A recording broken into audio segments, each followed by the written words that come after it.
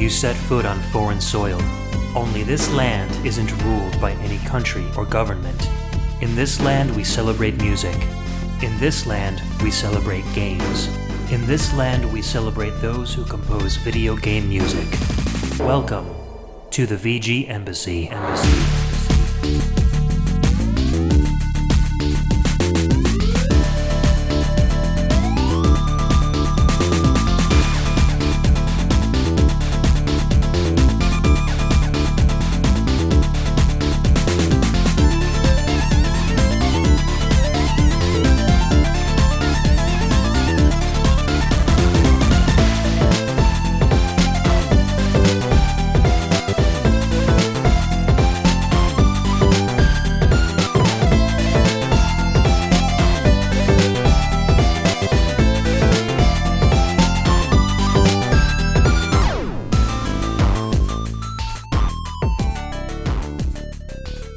Welcome and thanks for tuning in to another episode of the VG Embassy. This is a show centered around video game music and the amazing online community of fans and podcasters that enjoy it.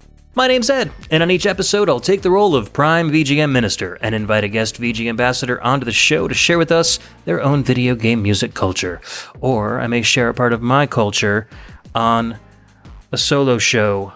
Boys and girls, this might be a little bit of a familiar topic to those of you who listen to some other VGM podcasts, but we'll explain why that is in a couple of minutes. Today's theme is run and gun video games with my good buddy, internet husband, Dan Laughton. Dan, welcome back to the show. How are you, sir? I am doing fabulous, and how about yourself? I am doing well. I'm actually really excited about this because the last show we did was a not exactly a traditional VG Embassy. No, we certainly went to some great lengths to go to some very odd places when we had done the previous episode. It was rather interesting. Yeah. I'm glad to be back in a sort of a normal form. Yeah, I kind of wanted to have you back quickly because I kind of missed just doing that kind of freeform chatting about video game music. And so it's funny, we were chatting and we were like, so let's do a regular show together. What topic can we do? And you're like, well, I've been playing a lot of run and gun games lately. What do you think about that? And I was like, that's great. I love run and guns. I play them all the time too. Let's put a show together. And then the very next day, you messaged me on Discord and you're like, dude, XVGM Radio just put out a run and gun show. And I was like, what? No. Yeah, the timing of that could not have been any worse. I just laughed at that and it's like, okay, we're going to be supplemental, and at least now we have the advantage of not overlapping tracks. It was the worst possible timing imaginable, but also hilarious at the same time. So I think it's a great minds think alike kind of situation. I think so too. And I think that they end up being more like complementary shows because the exact same thing happened when I did the point and click adventure games with Chris Steenerson. I think that exact same week, or the week afterwards, XVGM put out their Sierra point and click adventure games show. Yeah, very close. So they kind of lined up perfectly. And during our show, we had mentioned that there was a lack of Sierra games, and then they filled in that hole. So it all worked out really well. The nice thing about that episode having already aired is that now Dan and I had kind of a way to fill in what they didn't play, so there aren't going to be any duplicates between the XVGM Run and Gun show and our Run and Gun show, so you can listen to both and get a whole slew of awesome Run and Gun games. We changed it up a little bit. We were talking about, what's a run and gun, what's not a run and gun, what do we want to do, just side scrollers or just verticals or what? And so we decided that, Dan, you would take only horizontally scrolling run and gun games, and I originally thought that I would do just vertically scrolling ones, but as I went more into it, I realized that a lot of the games that I really wanted to play music from were more like just standard overhead, multi-directional, 8-way scrolling overhead run and gun games. So I think we've got a really good selection. How was your process for picking the music for this show? Was it like you knew exactly what you wanted, or did you have to dig around a bit? It took me probably like 5 minutes to be able to go through because a lot of these games I had played recently in some capacity, whether it just be through speedrunning or just casual running of each of them. So they were were all completely fresh in my mind. So I was thinking back to like, okay, what were the standout tracks as I'm playing these over and over, particularly because if I'm speedrunning a game, like there are certain songs that I hear like dozens and dozens of times back to back. So it's like, okay, which one stood out to me? So it was very easy and very quick to be able to pick a rather eclectic mix of tracks for this episode. That's awesome. And for me, it was kind of a combination of the two. Like, I enjoy doing research and coming up with music that is worthy of listening to, that isn't necessarily widely known. So I've got a couple of those in here, but then there are also a couple from games that I immediately knew that I wanted to feature on the show. So there's a good mix for me. The great thing about run and gun games is that music is always high energy. It's always kind of easily listenable and with very catchy hooks. It's built to be a complement to the intense action that's going on. So I think a lot of the tracks that we're going to be playing are going to be blood pumping, maybe not study tracks, maybe more like getting out and running around the neighborhood kind of tracks, right? Yeah, we got that high energy, we got that intensity, and it's something that I really look forward to. You'd think I would get sick of these tracks after a while, but the more I listen to them, the more that I realize that it's like, oh my god, I love this so much. Right, and when you're playing stuff over and over again, you really start to associate that music with that, you know, with those levels, and you can't like picture one without listening to the other one in your head. So that's the way a lot of these are for me. Yeah. And also, before we start with the music, you've got your own podcast now, which I don't think might have just been getting off the ground the last time we did a show together. You want to talk a little bit about that? Yeah, absolutely. And even if it was kind of established at that point in time, our previous recording together went in very different directions. So self-promotion wasn't exactly in the cards at that point in time. Very good point. So I have started a podcast with my wife called the Village Persons Podcast, and we just talk about what it means to be a parent in these modern times, particularly to working parents, and just fumbling about and trying to do the best that we can to do the most terrifying and most rewarding thing that you can ever do, and that's raising a kid. So it's been a really wonderful thing to be able to connect with people in a very different way. Like I know that there are a lot of people from the VG Embassy in the Discord there, and Victoria has a lot of people on Facebook and having wonderful discussions, and it's just great to be able to connect with people and basically let everyone know that this is challenging for everyone and you're not alone. So it's been a lot of fun to be able to connect in that capacity and really bond with one another and just get to know people a little bit more, and also be able to develop certain feelings towards articulating how it is that we think about this kind of stuff, because it is challenging and sometimes we don't have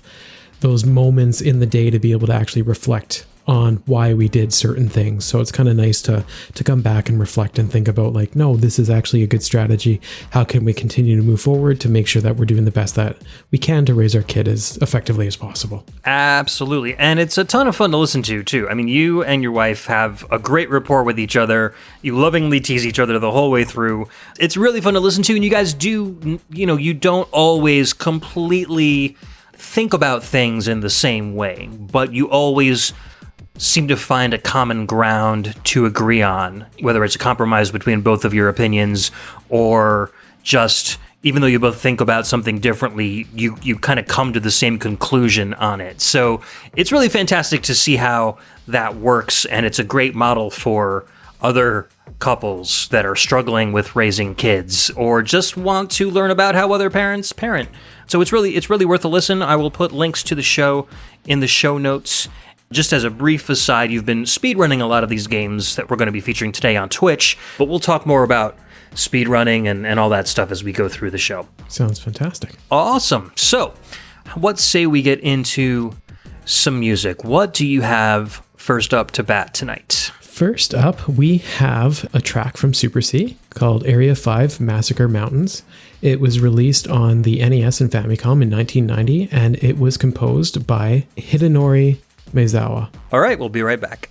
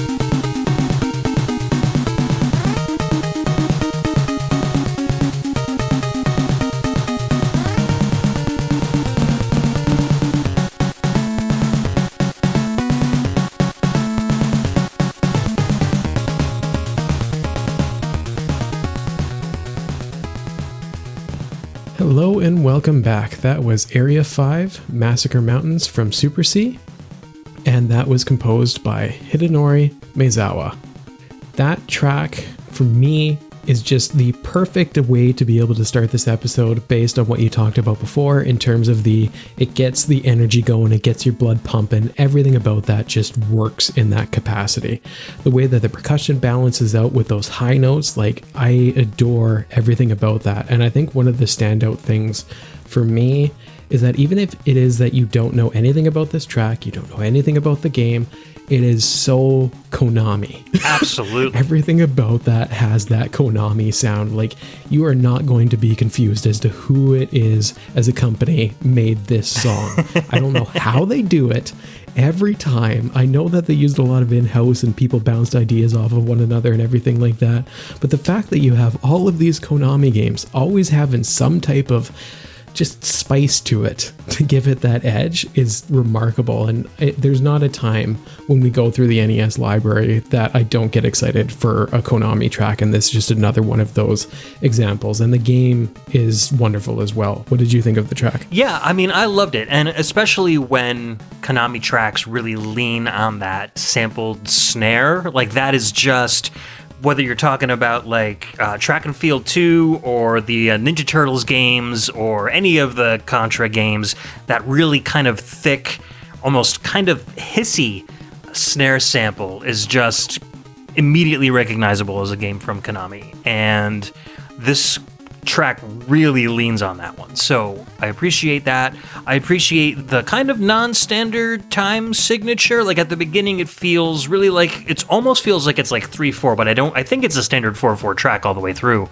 I'm no music expert, but I can kind of bop my head to it in the same timing. It has a great energy to it. It's a song that isn't really super melody heavy, so while you're playing the game, it's like it's not too distracting. It just feels like it really blends in with the action on the screen really well. And like you said, It just feels so Konami, it's not even funny. Yeah, and that's one of the things that you'll probably notice throughout the picks in this show, and anytime that I've come on any of these shows, percussion winds up being a thing that I bring up quite a bit. It's just something that I adore, and this is just a perfect example of using percussion really well to be able to just make such a banging track. And you're right, it really blends with the action where it's definitely not distracting. It just complements the gameplay so well. And this is actually one of my favorite areas in the game because I get to hear this music in the background at the same time, which is really interesting when you get into certain games when you feel like, okay, you know what, I'm really enjoying all of this, but I'm really excited for this part because I get to listen to this groovy tune. I guess that's the whole nature of the whole VGM world. We get excited about those types of things, and this is certainly no exception to that. Yeah, like when I'm playing Mega Man 2, I wish the Crash Man stage was just twice as long, just so I can spend more time with that music. Yeah, just spend forever on that stage. That's such a fun track. I absolutely love it. Yeah. My hot take right now, with one of the reasons that I actually wanted to bring up Super C, is because one, I don't see it talked as much as Contra on the NES, but it's actually, for me, the more favorable game. That's my hot take of the day, is that I think Super C is the far superior game. Part of it is probably the nostalgia associated with it, because I played it a lot more, but I kind of liked the over-the-top levels a little bit more than the going into the screen levels. Like, both are great games, really fun, but there's something about this one that just drew me in a lot more, and it's kind of hard to really do anything that hasn't been done with regards to talking about Contra games. It's probably one of the ones that's like the most universally accepted in terms of run and gun standards. So probably we don't need to talk about that one too much. Yeah, I mean, personally, I grew up with the original Contra, and then Super Contra just, I don't know, didn't grab me as much. And it was the same kind of thing with like playing Mega Man 2 for 5 straight years and then trying to play Mega Man 3. I was just so used to the one that came before it that the other one almost felt sacrilegious in a way. So I don't think I've given Super C like the attention that it deserves. I know it plays a lot like Contra, and I probably should really enjoy it, but I'm not as familiar with the soundtrack, I'm not as familiar with the game, so I don't know. This is one of those games that I've always kind of wanted to go back and kind of learn how to play. So it sounds like you're giving it a good push in the direction that I would probably enjoy it, huh? Yeah, after literally beating it hundreds of times, I feel like I can safely say that I really enjoyed this game quite a bit. Like, I know one of the biggest drives was practicing for a no-death run. It was actually, and not even something when I started the whole, like, Twitch and streaming and that sort of stuff. Like, it was just something that I wanted to do growing up. Like, this was a game that I had borrowed from a friend that now I still have on me. And it was always something that I kept going back to. So I would always clear the game, but it was always with that intent of, okay, I may have died a couple of times, but next time is going to be the time where I actually do the no death run. And that was one of like the biggest things that continue to drive me in terms of replaying it over and over. The music was definitely a component of the like, okay, I'm really excited about this because I get to listen to this again. But there was something about that accomplishment associated with being able to do something that not many people could do. Like, this was the game for me that really sort of solidified what it is that I like in gaming in terms of difficulty and that drive and that persistence, that sort of thing. Like, this is what unlocked all of it. And it wasn't until I started thinking about that a little bit more when we did our difficult games episode together just eons ago now, that I really attribute a lot of it to Super C, and forever grateful for it because my goodness, it has worked out very well for me. That's really funny because the original Contra, I think, is probably the game that I came the closest to speedrunning, like almost accidentally. When I was a kid, like my brother and I would play that game over and over and over again, and we would have it down so well. Like, it wouldn't even be like a talked about thing. It would just be like, yeah, I take the high road in this level and you take the low road, and we just clear as we go. And it would, like, we would beat it in under 20 minutes every single time. And like, if it was 20 minutes until dinner, my brother and I would just sit down and play Contra, and we would know that when we beat the game, on the dot, dinner would be ready. So I don't know what the records are for the original Contra nowadays, but I feel like we were probably some of the fastest guys to play that game back in the 1988 when it originally came out. We'll say in 1988 you were the world record holders for co-op. We'll go with that. That works for me. I'll take that and run with it. Speaking of which, Hidenori Maezawa also wrote some music for the original Contra game. He worked on Life Force, the original Castlevania, the original Ninja Turtles game, Castlevania 3, Sunset Riders. So a lot of those really kind of quintessential Konami soundtracks he had a hand in creating. So I think this is why this sounds so traditionally Konami, is because he was one of the big influencers on that sound from back in the NES days. Yeah, and it's certainly something that I started to notice when I would start playing certain games, and then it's like, something about this just sounds familiar. And sure enough, whenever I look up the composer, it's like, oh yeah, that makes perfect sense. So I think, speaking of traditional sounds from companies and composers with a certain sound, our next track coming up is gonna play into some of those same concepts. We're going to listen to a track called Neo Tokyo 2015, so futuristic. This is from the game Shock Troopers. This was released on the Neo Geo in 1997, composed by Masahiko Hataya, otherwise known as Papaya. You might remember him from the Neo Geo CD episode, and Masaki Kase.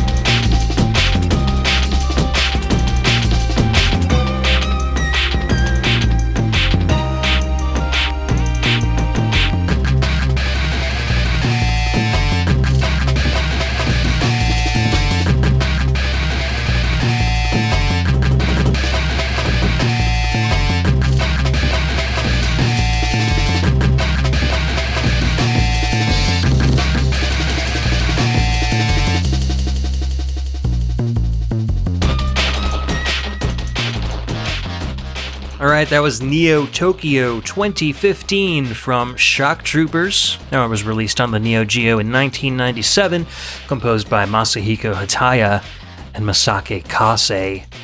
The one thing that this track tells me, Dan, is that we should have a Neo Tokyo by now, for at least 5 years. It would seem that way. Akira kind of predicted a similar thing, so some type of Neo Tokyo should be coming around sometime soon.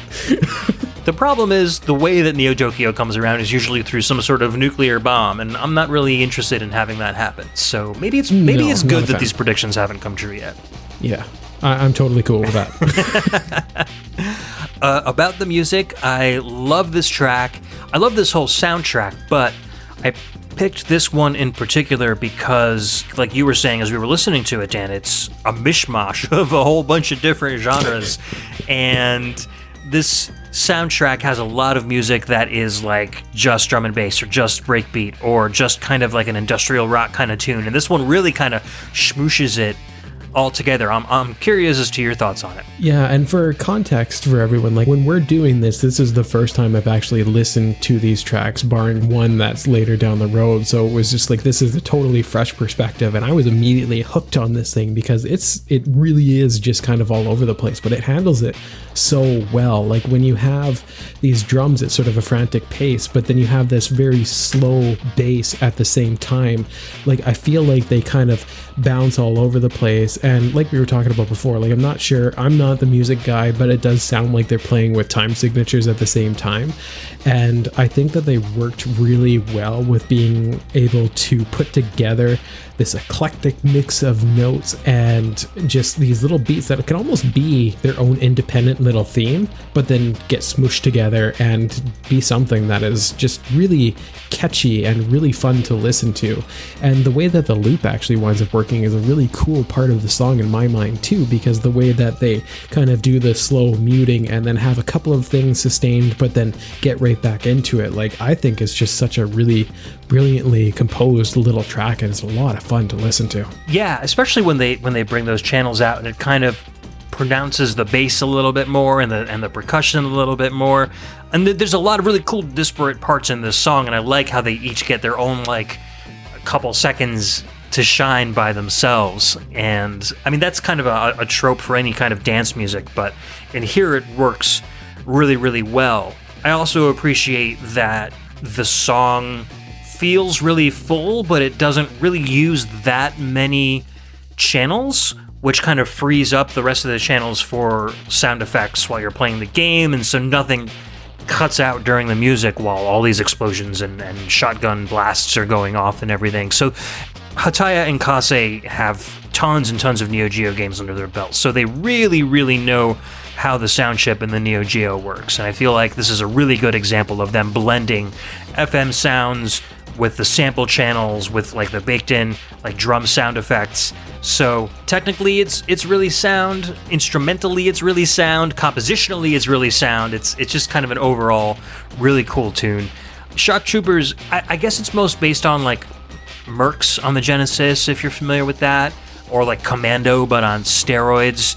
You can pick from 8 different characters, which is insane for a game like this. They all have their own special moves and their own projectiles that they throw. You've got like a regular shoot button, which you can use to lock on, so you can hold the button down and keep shooting in the same direction as you kind of strafe around the screen. There's a dodge button, there's a special move button, and then there's like a throw a grenade or a kind of a bomb button. So it's a very, very fully featured top-down run and gun with some amazing graphics. There's multiple paths that you can choose through the game. You can start in one of 3 places when you begin the game, and that like dictates what the next 4 levels are going to be, and then they all kind of converge for the last half of the game. So there's a ton of replayability in this one. It's absolutely crazy how awesome this game is. Have you ever played this one before? I haven't, and I'm actually not as well versed in the sort of top-down genre. So when you're describing this to me, I'm like, oh, I'm really excited for this. Versus the only real experience that I have with this type of genre for the most part, in terms of like the more traditional sense, is actually that really bad Ivory Warriors game on the NES. So that's sort of my metric for success in terms of those games, and it's awful. So the fact that you're just like, hey, hey, I'm going to describe a really good game. I'm like, wait, what? This genre can be good? Like, everything you described makes me really excited to try and get to play this in some type of form. Like, it sounds really cool. I think I was fortunate in that when I got my NES when I was a kid, one of the first 3 games that I bought was Commando, which is an overhead vertically scrolling shooter, and so I learned how to play video games on Commando, so this type of game feels very natural to me, so I really like playing them a lot. It's just like riding a bicycle when I start playing a game like Shock Troopers. So there was a sequel to this one too called Shock Troopers Second Squad, and there's a lot of contention over which game is the better game. Second Squad is much more like polished and stylized. It came out, I think, like 2 or 3 years after the original Shock Troopers, and at a certain point, Neo Geo games went from really playable and fun to like super flashy, get the kids to come over to our arcade cabinet kind of games, and then started lacking a little bit in the gameplay department. So I think Second Squad was kind of getting into that aspect of gaming where the sprites were a lot bigger, but the trade-off was that there was a lot less real estate to move around on the screen. There was, giant tanks and stuff that would come out, and they looked really flashy, and they would blow up really nicely, but the gameplay itself was lacking, just because the screen was much more claustrophobic. So, there are people who are kind of sucked in because of how awesome the game looks, but then there are other people who are like, no, man, Shock Troopers is really just much more fun to play. It's interesting comparing the two and seeing how Neo Geo was developing their games at that point. Yeah, it was really interesting to see a lot of that kind of stuff happening when we were going in the sort of like bit wars and going between the like 8 to 16 to 64 and that sort of stuff, where you kind of had these balances of like, this is a really flashy game, and there's like, okay, but is it fun? It looks great for now, but is it actually fun to play? And there's like a weird balancing act with some of that, where there were some games that it was still primarily the gameplay and the enjoyment was the first and foremost priority. Then they focused on making it pretty, but there were definitely some of the games where you can tell that they were like, we just want to make an impact with this. And at the time, mind-blowing, but then as time went on, we're kind of looking back and we're like, ew, this is kind of suffering a little bit. So I can definitely appreciate that in certain circumstances, and this kind of sounds similar to that vein. Yeah, and Neo Geo had that really kind of unique concept too, where arcade games could be flashy. If it was an arcade only game, like for instance Cadillacs and Dinosaurs never made it to any home consoles.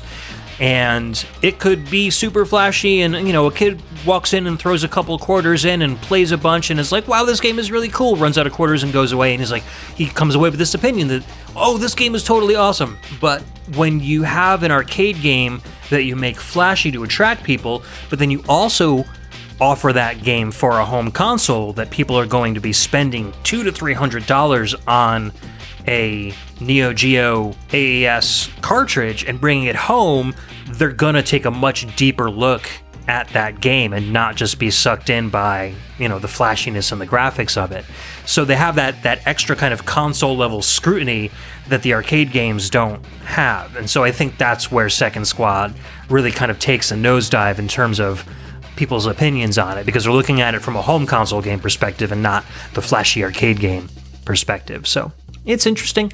Hataya made the music for both Shock Troopers and Second Squad, as well as a couple of the the original Samurai Showdown, Baseball Stars 2. I mean, I talked a lot about him during the Neo Geo CD episode. I was hoping that there was a Neo Geo CD version of this game, because I really would have liked to have heard a CD arranged version of this soundtrack, just like real banging, kind of like industrial drum and bass and breakbeat music, but seems like it is chiptune only, which is still good. It's a fantastic track. So absolutely, it's a game worth playing.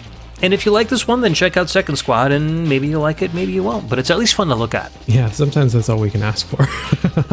Exactly, especially with Neo Geo games.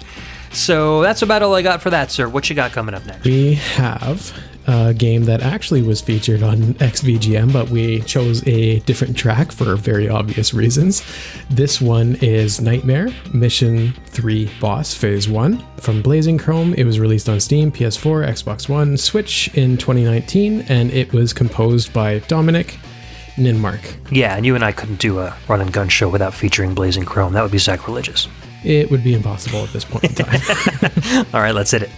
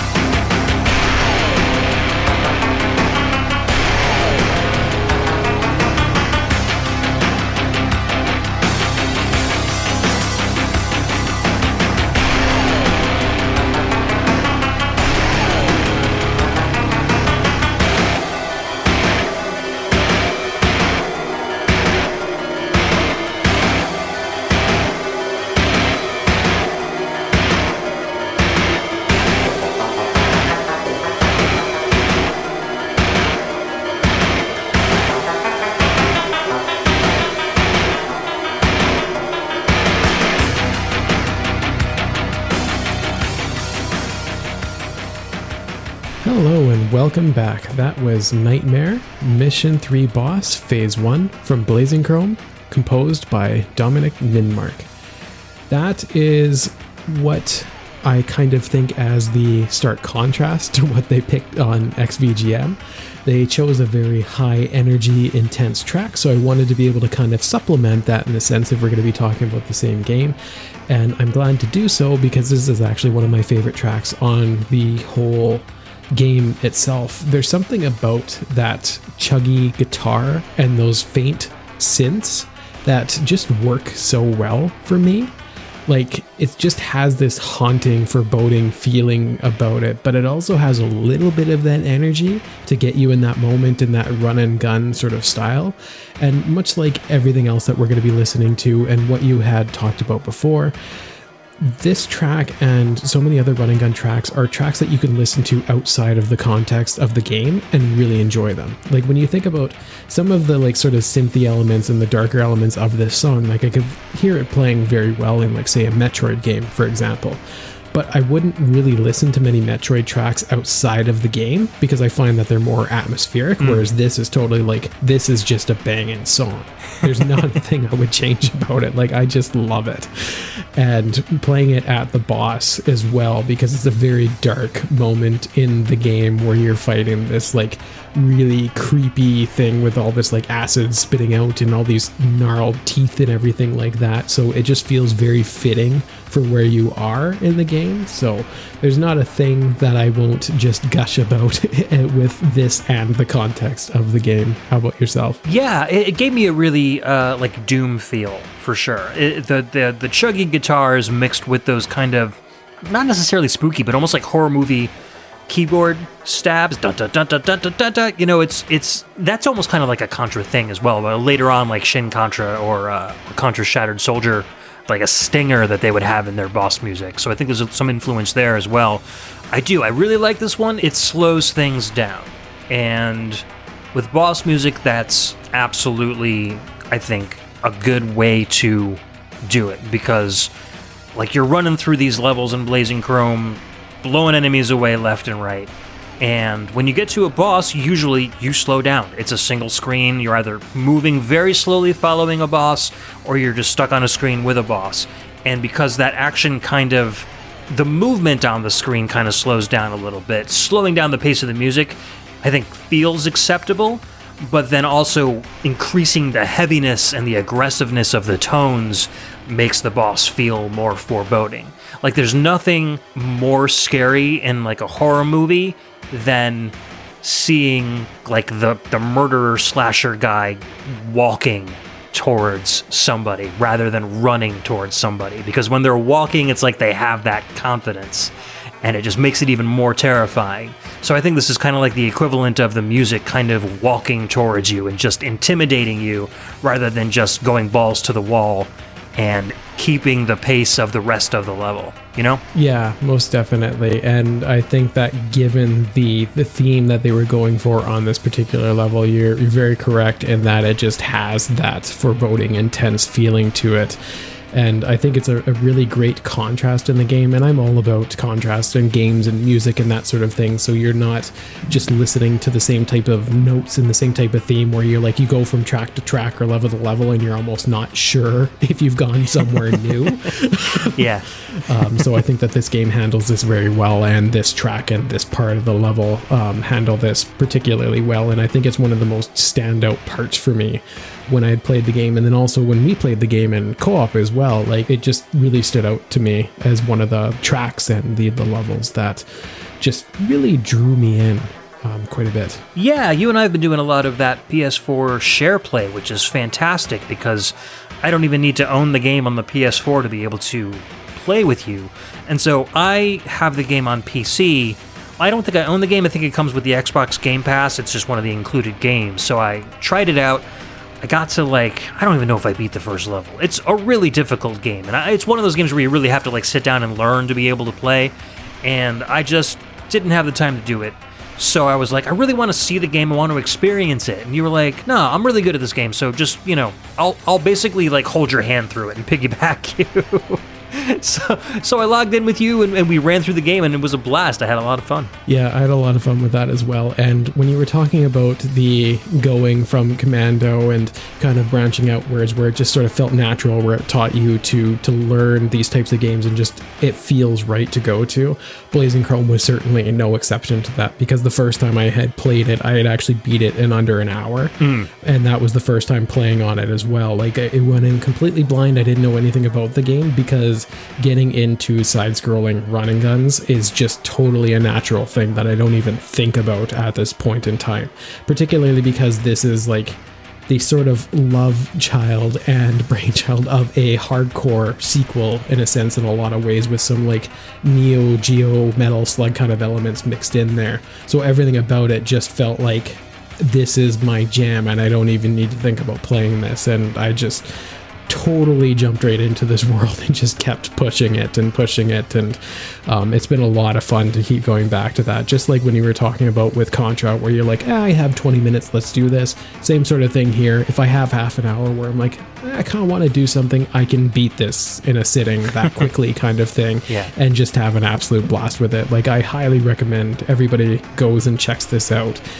This little developer, like the core of it with Joy Masher, is a couple, I think they're Brazilian, and they've been developing a new game called Moonrider, and it just looks absolutely exceptional. They're focusing more on the ninja side of things with their kind of run and gun elements to everything that they do, so I'm really excited to play that. And in the interim, I highly recommend everybody check out Blazing Chrome if you have the slightest affinity for running guns whatsoever. It's a really great way to be able to experience a very modern take on running guns. Yeah, and I think probably like Contra 3, The Alien Wars, is maybe what I'd throw out as the most influential on this game. It really feels like a modern take on that.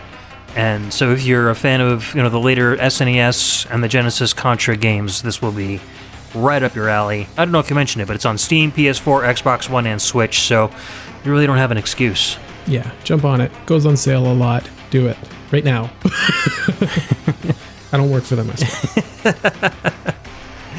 Your check is in the mail, sir. All right, so let's move on to our next track of the show. This is one of the grandpappies of twin-stick shooters. We're going to hear the battle theme from Total Carnage. This is the arcade version of the song.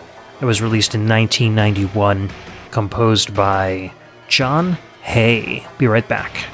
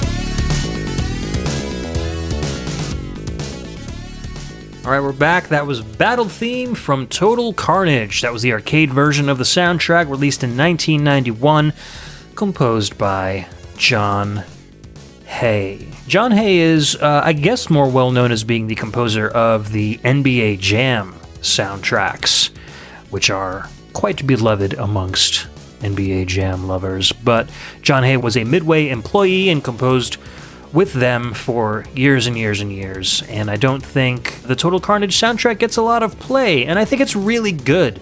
The one thing that stands out to me about this one is that it sounds like you don't get a lot of American composers composing on FM sound chips, and when they do, the quality is kind of iffy.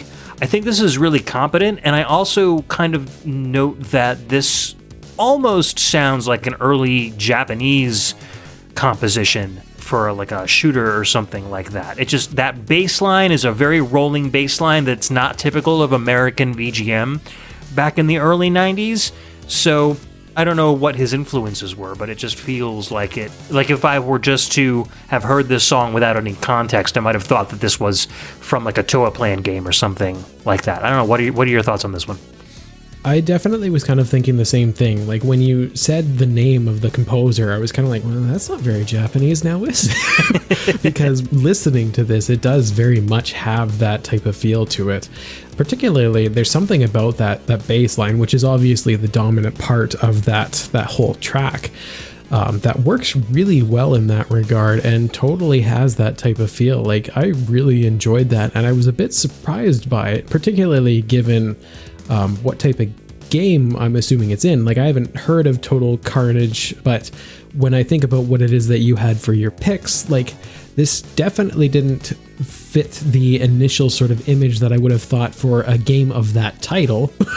So it was a really cool sort of surprise when I listened to it and just heard that little twangy bass that was going through and then these other melodies going over top, that it was like, oh, okay, this is interesting. But at the same time, like I think it like you said, it's a very competent track. Like it's well done. I really, really enjoyed it.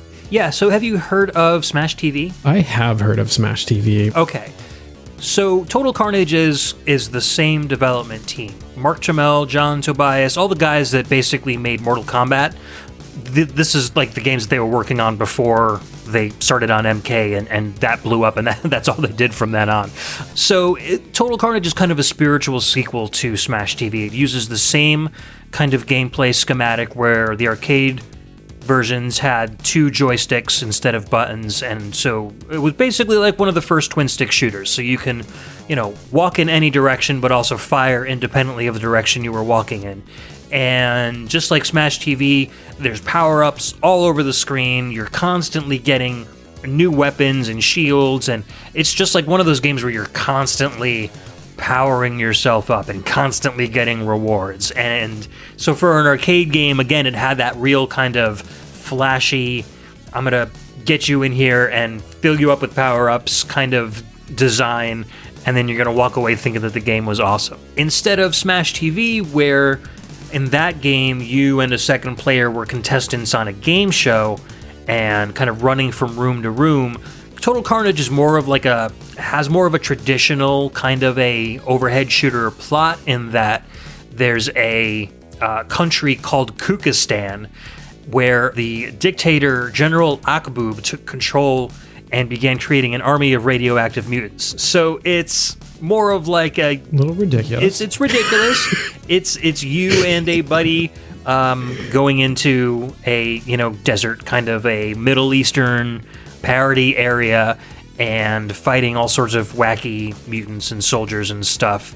So there's less going room to room and more of a scrolling aspect to this. So they kind of improved upon that from Smash TV. And it's fun. It's a lot of fun with 2 players because you're kind of competing for all the power-ups that are on the screen and everything. They did make this for the SNES, the Amiga, came out on the Jaguar, and the Game Boy as well. I have no idea how it plays on the Game Boy. It must be awful, but but the arcade version is really good. The SNES version is really good too. Even though the SNES controllers don't have two joysticks, the diamond button setup is perfectly suited to being able to fire independently. You just use the X button to fire north and the B button to fire south, and then east and west with Y and A. So it all works out really well. My brother and I used to have this game on the SNES when we were kids, and we would have a lot of fun playing through it. So this is definitely one to check out if you're not familiar with it, especially if you're familiar with Smash TV and had some fun with it. But for some reason, people talk about Smash TV a lot more and not as much about Total Carnage, even though I think this one is the better game. But it sounds like you don't get microwaves and TVs, and you don't have a spokesman coming in between the scenes saying he loves it and everything like that. So I could see that being a little bit disheartening. Yeah, instead of a spokesman, you get a news reporter, and she just talks about the absolute bloody carnage going on. It's like like a mock TV news report between each stage. And instead of microwaves and stuff, you collect American flags and some other American propaganda stuff that the enemies drop. So it's got that very kind of quasi patriotic, over the top kind of feel to it. Interesting. Sounds like something that I should probably give a go at some point in time. Yeah, this would be fun to do multiplayer, especially, I know some versions of MAME have online multiplayer, so we should check this out together. That would be a lot of fun. Yeah, absolutely. Cool. All right, let's move to a little bit of a different direction. What you got next, sir? Yeah, we'll talk about why this is in this episode after we come back, because it's sort of an interesting pick in the middle of all of this, and it's kind of a bit of a shout out to our friend Cam Worma, because this is one of his favorite songs from a game that he absolutely adores. So this is Proto Man Fortress from Mega Man 5, released on the NES in 1993, composed by Mari Yamaguchi. Sweet.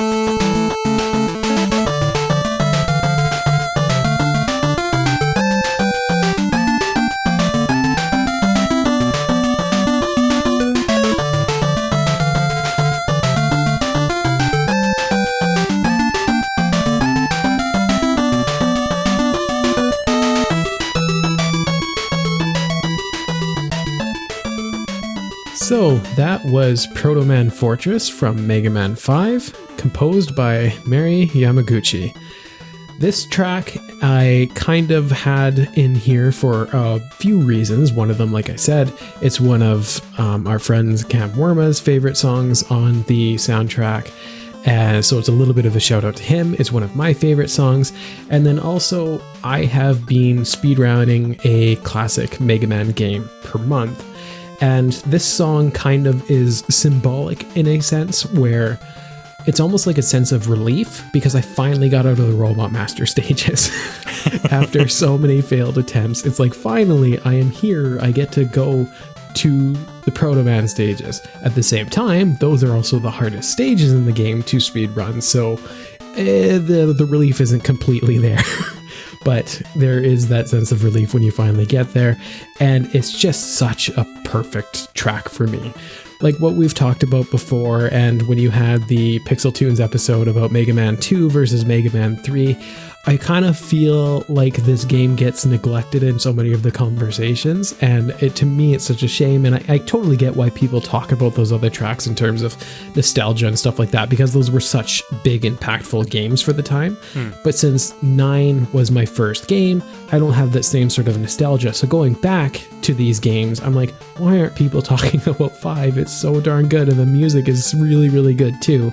And this was definitely one of my favorites. Like, there's something about it that it's kind of fun, and it has that energy, it has that drive that you would expect from a Mega Man game, even though it's a little bit non-traditional in terms of what you would expect from a Mega Man song. And everything about it I just love. How about yourself?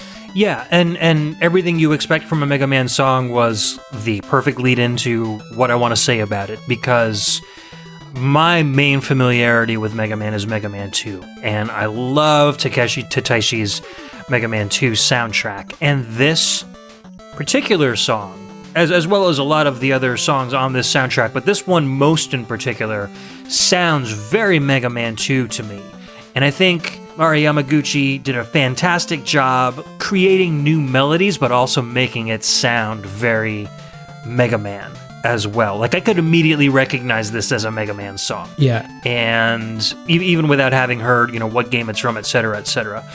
It's got that great kind of mid-tempo beat, those kind of clacky, percussive elements that I'm familiar with from Mega Man 2. Just a really nice melody. It just feels good, and it feels familiar. So she did a fantastic job with this one. Mega Man 5 was a game that I was not familiar with at all. I mean, I probably said this a couple times on the show already, but I played Mega Man 2 to death. I owned it as a kid, and I rented Mega Man 3, and it just didn't feel the same. And like, literally, that was all it took for me as a kid. I just dropped the series. I was like, nope, Mega Man 2 is all I need. That's what I'm going to play forever and ever. So I never did 4 or 5 or 6 or anything else.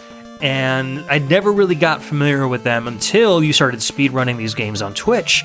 And so I've been dropping in and hanging out with you as you've been playing. And Mega Man 5, I think I've probably watched you play Mega Man 5 at least a dozen to 20 times at this point. And so I mean, I haven't like necessarily familiarized myself by playing it, but watching you play it. And I have a new appreciation for it because the levels flow so nicely, the music is fantastic, the graphics look great. Like, I don't know why more people don't consider this one of their favorites. And I know when Cam Worma told us on Discord that it was one of his favorite games, I was like, oh, nobody ever mentions 5. Like, that's a really weird opinion. But I'm coming around to that opinion that this one is definitely worthy of notoriety for people that kind of pass it by or just take other people's opinions that it's not worth it. You know what I mean? Yeah, definitely. Like, when you wind up looking at the progression of the series, when you look at 1 where it's kind of like hot mess intro into what Mega Man is, 2 refined a lot of that, 3 pushed it and they're like, we want to introduce a few elements. Mega Man 4, just like, okay, we're going to refine, introduce a little bit more. And then I feel like when they got to 5, they had a lot of a handle on things. Like, when you look at a lot of the game, like say when you go to Wave Man stage, there are a lot of like the scrolling backgrounds with the water and everything like that. Like, they just look stunning. And I feel like they had a lot of things balanced where it's like, we understand how this needs to flow. We understand the limitations of the console a little bit better. Yep. Like, it's not as laggy as say Mega Man 3, where Mega Man 3, like, you come to a grinding halt in some of the spots. Right. Whereas this, I feel like they balanced a lot of that better, where it's just like, okay, this might flicker a little bit, but you'll still be able to keep the flow of everything going. And it runs really well in my mind. And everything about the flow of the levels in terms of a design perspective, I think it's really well played, because you have the strategies where the speedrunners have come up with a lot of really creative stuff for using the slides and using the super arrows. But even if you play this game casually, like when I first started getting introduced to the game, I felt like they had a natural flow to them, that it felt right, and it feels like they nailed the formula down really well. And that's why it is that when I think of going back to playing the NES games, this one is the one that comes up first and foremost for me, because of that flow, because of those elements. And then the soundtrack on top of that, I think she did a phenomenal job composing this soundtrack. Like, there's not a song that I don't like on it, and the gameplay is definitely something that I love as a balance as well. And now we have to, I guess, kind of address the elephant in the room as to why the heck this is even here. When we were talking about this, I presented the idea that Mega Man was a run and gun game, and I've actually had this discussion in a couple of Discords and when I've been streaming as well, that I said, this is a run and gun game, prove me wrong. So I'm curious as to your thoughts on the matter, and then I'll sort of highlight why it is that I think the way that I do. Yeah, well, I think we had a really enlightening conversation about this when you originally picked it, because originally I was like, I don't know if this qualifies. And I think your response to that was like, screw you, I'm putting it in regardless. Yeah, pretty similar. Yeah, but I came back at you and was like, well, no, this is really like an action platformer. And you're like, no, it's a run and gun. And as we talked about it, if I remember correctly, I think our compromise was more like you considered it a run and gun with platforming elements, and I considered it a platformer with run and gun elements. And that's kind of where we met in the middle.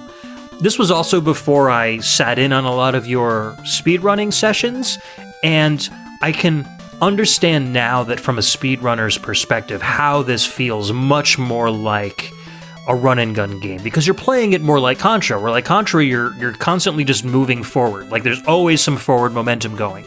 And obviously with a speedrun, you're going to be keeping that same forward momentum at all costs. So watching you play this game helped me understand why you would consider this a run and gun. I hope I didn't take all your talking points away from you by saying... No, definitely not. I could talk about this all day. I won't for the sake of the episode. But yeah, that was definitely a big thing for me in terms of a realization for it, because when I think about strictly what a run and gun actually represents, for me, this fit every sense of the definition of what the genre represents. And I even kind of looked at different sources to see definitions, and everything to me fit that, particularly in the sense that it's like, when you look at the differentiations, like I totally get why, when you think about the sort of like bias we have in our mind as to what a run and gun represents, we kind of like, a lot of people will go to Contra and then branch off from there. And which is a totally logical thing where it's like, you're shooting in all directions, there's frantic action, you're just constantly going forward. But then when we break it down a little bit, Contra games definitely have moments where you're stopped in a singular place and you are also doing some pretty twitch platforming and that sort of stuff. And Mega Man definitely has all of that in spades.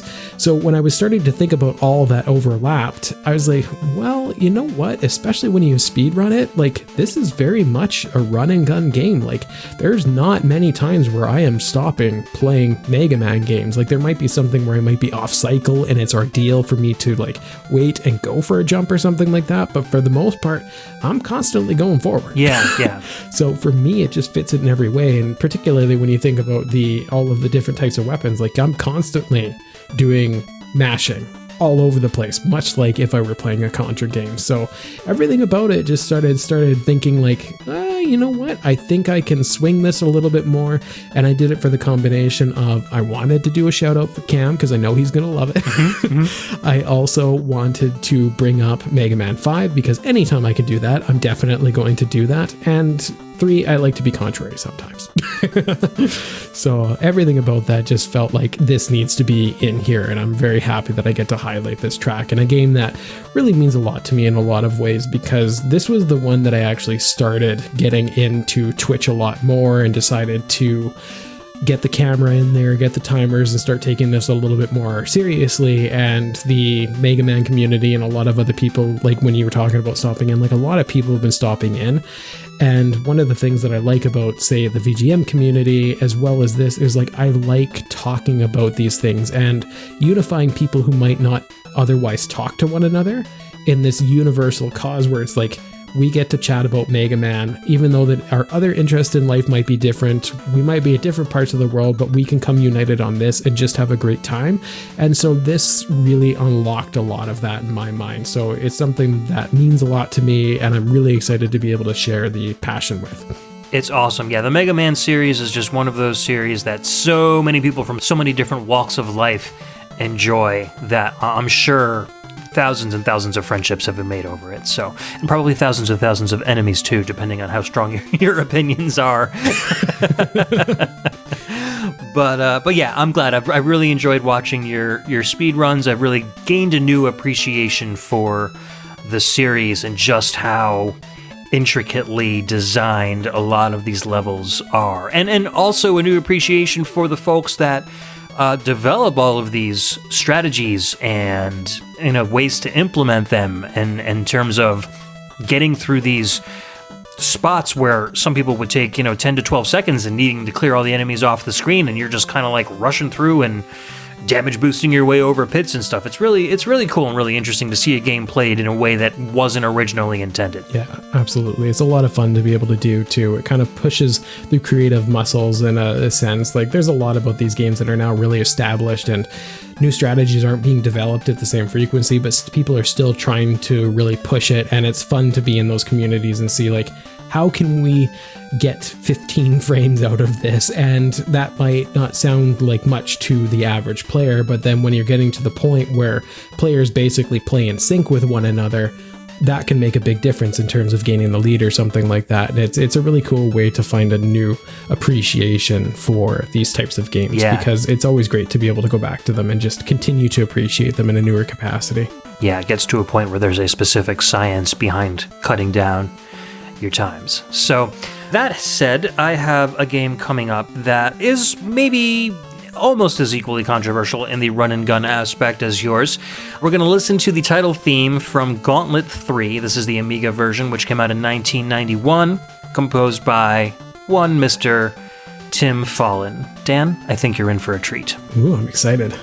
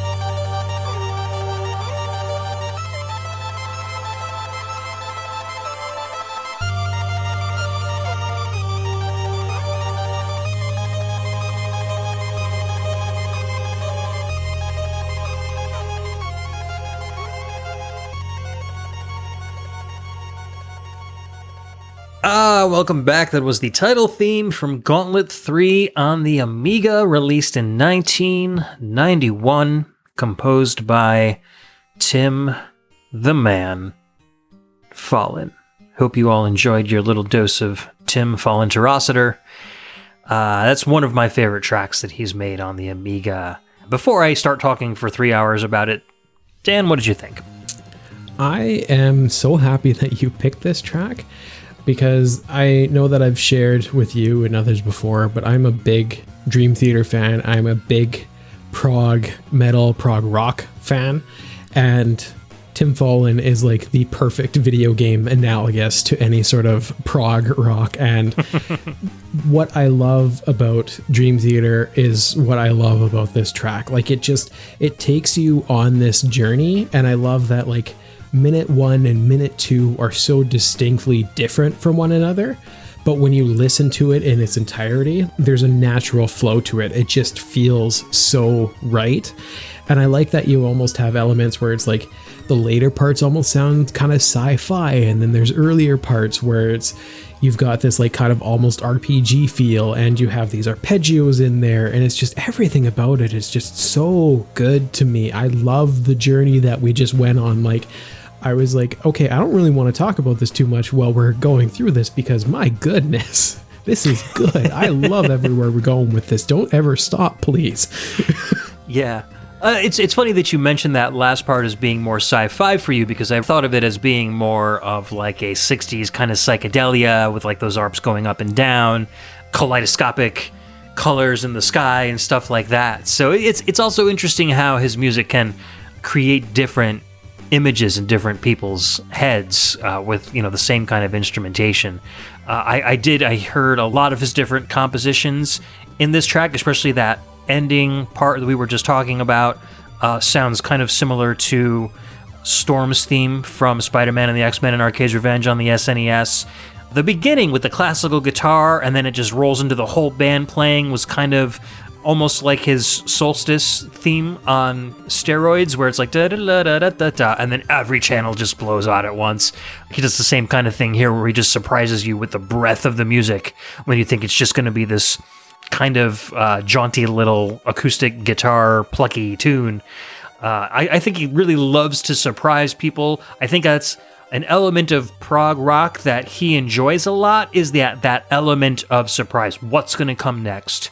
And how can I surprise you by it in the first instance, but then right afterwards be like, okay, I should have expected this. It's the mark of a great composer, especially when you're working in prog, to be able to completely keep the audience on your toes, but also keep them in the flow of the music at the same time. And I think he does that really well. Yeah, that it was really exceptionally done in this instance. And when you talked about with the classical guitar, where it almost sounds like you have the Tool string classical guitar, and then all of a sudden there's this keyboard solo that's like this really progressive, intense thing where you're like, okay, hello, but it doesn't feel out of place. Like, it feels so natural. Not many people could actually do this. Like, he makes it sound way easier than it actually is to be able to do this, because so many people trying to do these things, you just have this sort of eclectic mix of things where you're like, okay, wait, hang on, this sounds sporadic, where are you going, why are you doing this?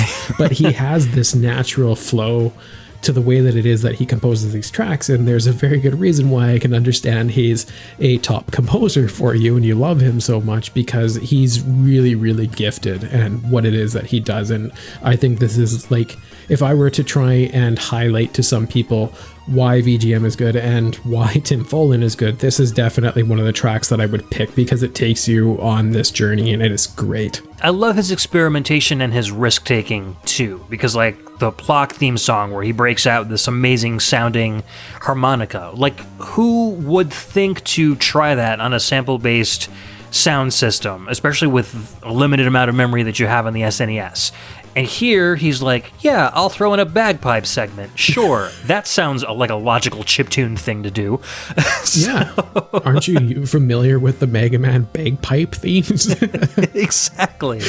And he makes it sound great. Like it's just incredible. So I'm glad that I could squeeze a Fallen tune into this episode, which kind of brings me full circle to why it's in this episode.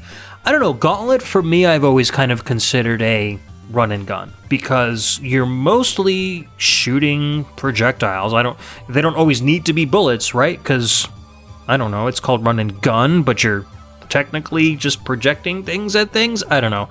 The gameplay elements are the same. Like if you compare Shock Troopers to Gauntlet, there's a little bit more exploration in Gauntlet, but your gameplay is pretty much the same. You're running from place to place, there are enemies coming at you, you're shooting them, they are dying, and you're moving on to the next area. So I'm not sure what you would call it besides a run and gun. I don't know. We didn't really talk too much about this particular game as far as whether you consider a run and gun, Dan. So what are your thoughts on it? Well, I remember when you initially presented it, I kind of said like, well, it's just running and gunning with axes. Like it's just, for me, there wasn't much of a differentiation. And I think it was because I was already pushing the Mega Man 5 idea that it's like, oh yeah, Gauntlet, we can toss it there too. Let's just make it loosey-goosey. But then when you kind of scratched to the, beneath the surface a little bit, like really the core elements are there. And if you just did a sprite swap and made them people with shooting guns, like you're still getting the same experience. Like you would think of it as a top-down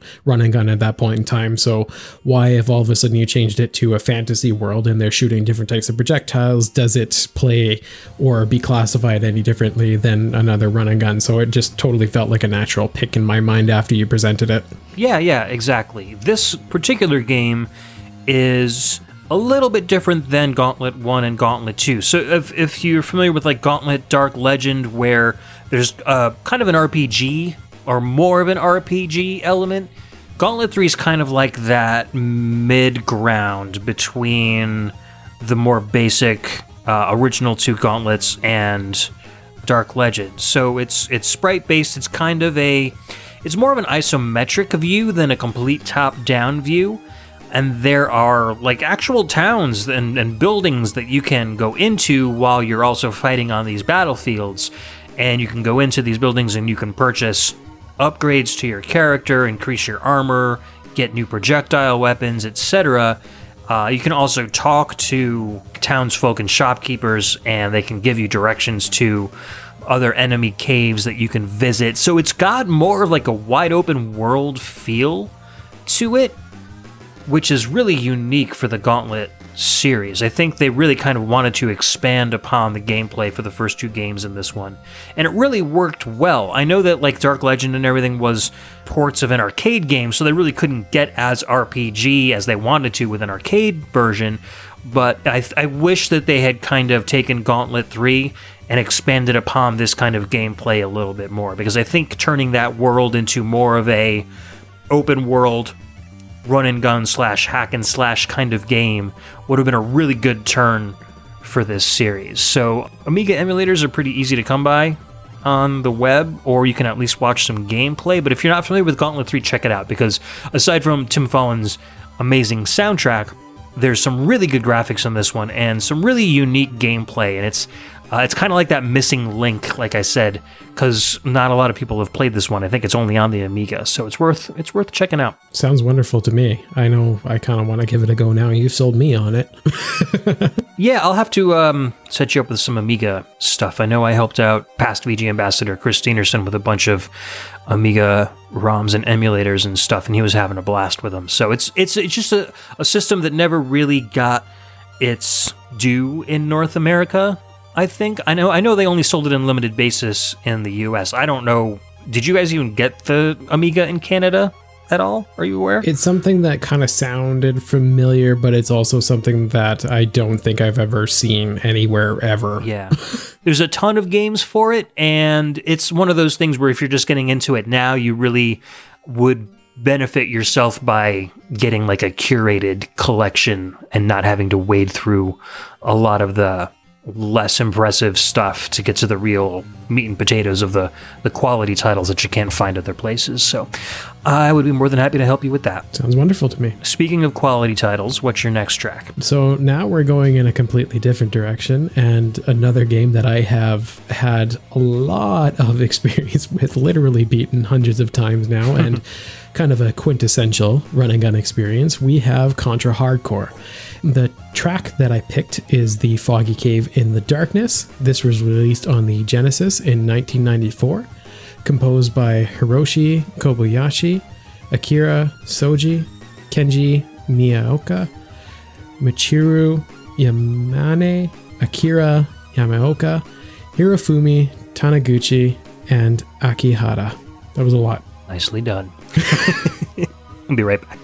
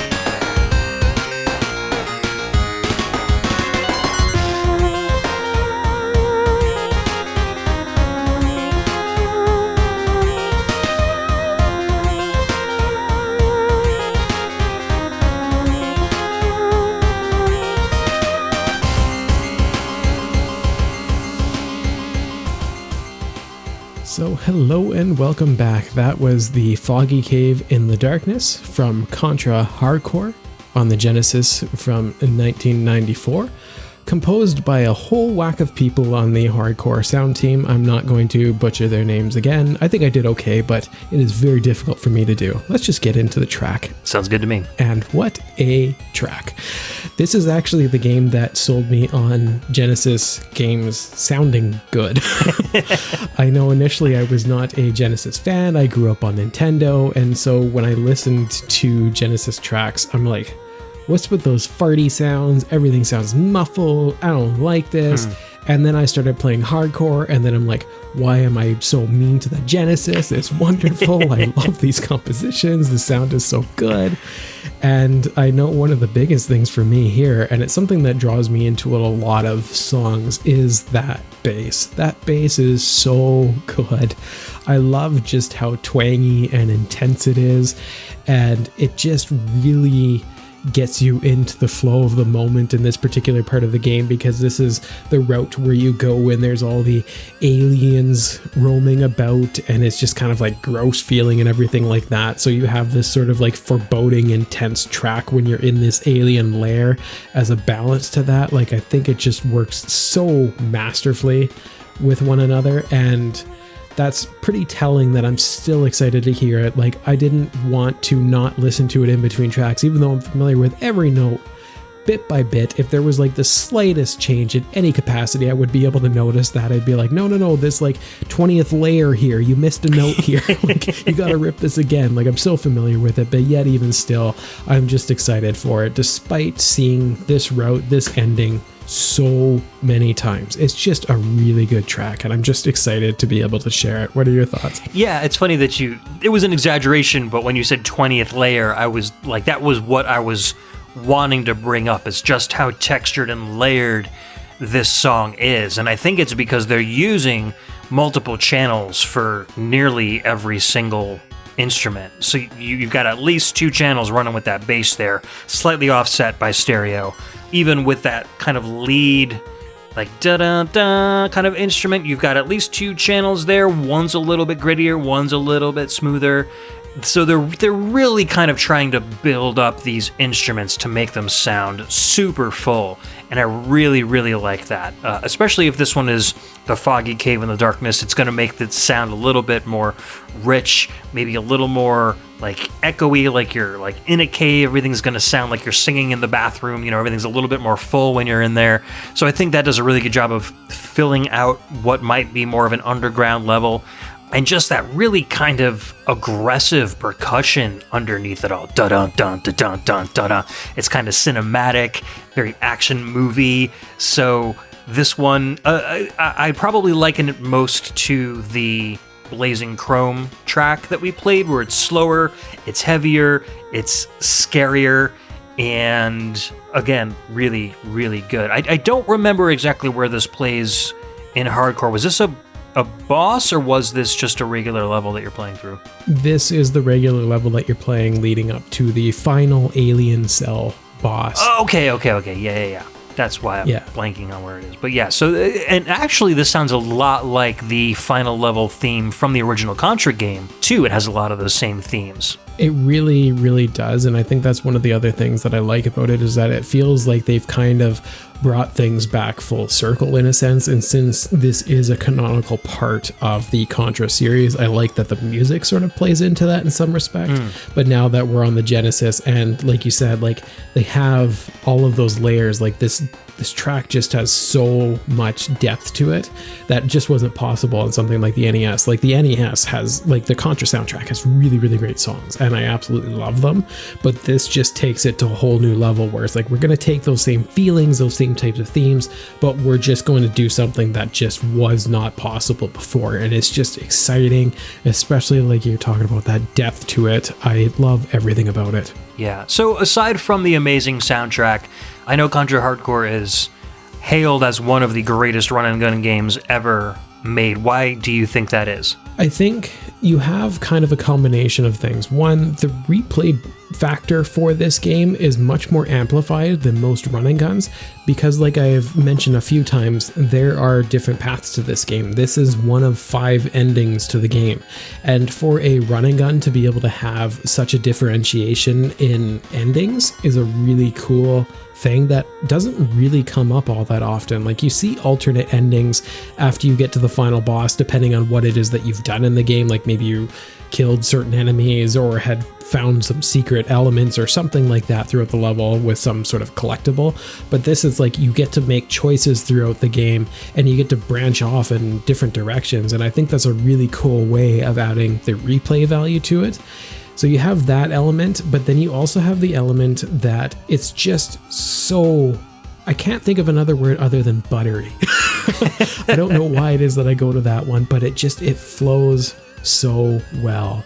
The controls feel natural. The weapon selection is really cool because you get to have different types of characters that have different gimmicks. Like if you play as Brownie, for example, this little tiny robot, you get a weird mix of weapons where there's barriers and you get this like big homing ball weapon to take on enemies. You can play as Fang and you can use these like massive machine guns and these charging punching weapons, but then you can kind of go the traditional Contra route and have your spread weapon with Ray or this super laser with Sheena. So the fact that you can take the same game, pick any of these routes that you want to go on, and then you can pick different characters that really amplifies how you experience the game, and you get to experience it in very different ways.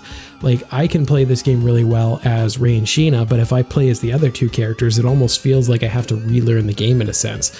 So the fact that you have something that's like approximately 20 to 30 minutes long if you play it well, but yet you can play it so many different ways, like I think that that's one of the other big elements that just draws people in, because there's so much flexibility, there's so much customization, really, which I think is a really exciting element that I haven't really seen in any other games. The sequel that they did, Hardcore Uprising, kind of played with that a bit, but they didn't really play around too much with that diversity. There's one path, there's one ending, and the characters don't play too differently from one another. Like, there's differences, but it's really only when you get to a upper level of playing the game that you would notice those differences, whereas this is very distinct. Yeah, it almost seems like it's like 7 or 8 different games in one, and it just blows my mind how they kind of created this tapestry of gameplay all tucked inside this cartridge.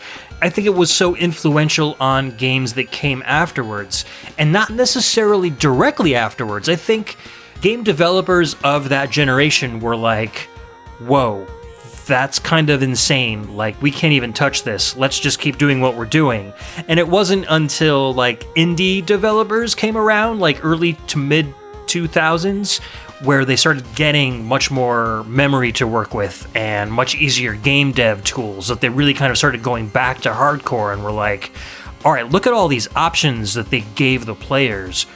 Let's start building on that. And you started seeing a lot of like stuff like Blazing Chrome come out, where they're aping a lot of the stuff that hardcore did. But I think the time period between where that influence started coming in was just indicative of how far ahead of its time that game was.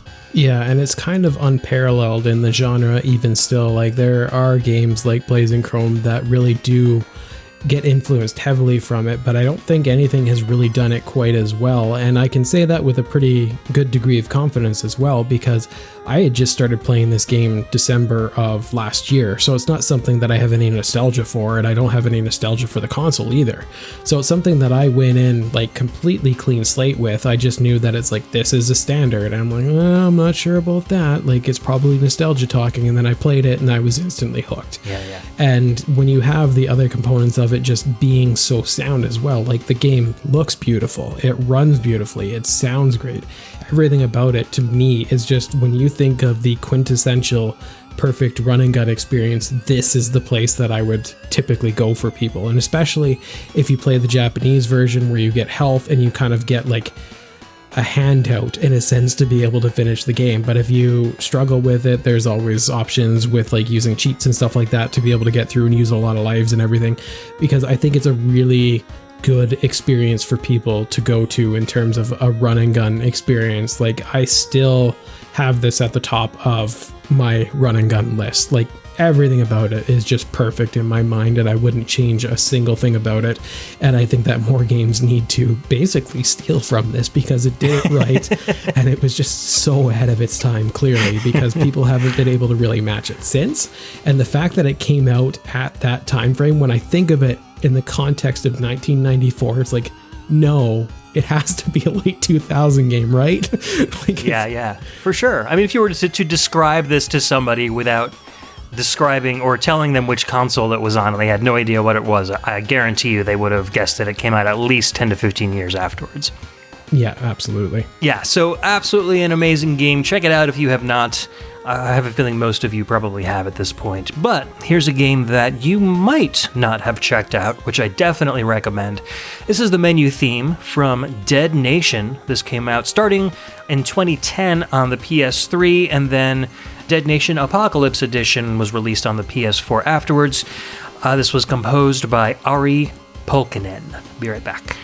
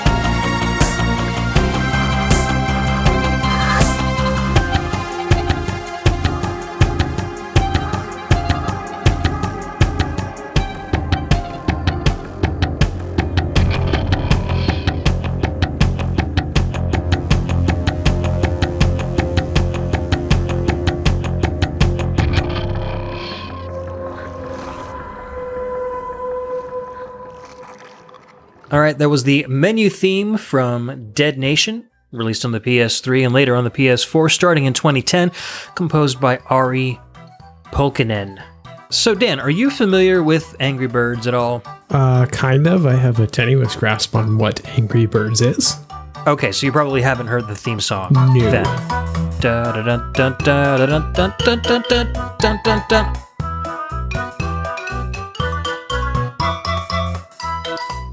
I'm a huge I was a huge Angry Birds fan. The theme song is burned into my skull. It's super cute and cartoony, and they've done a whole bunch of different themes on it, depending on like the themes of the different Angry Birds that have come out. Anyways, the same dude wrote this song, which blows my mind. Okay, certainly wasn't expecting that.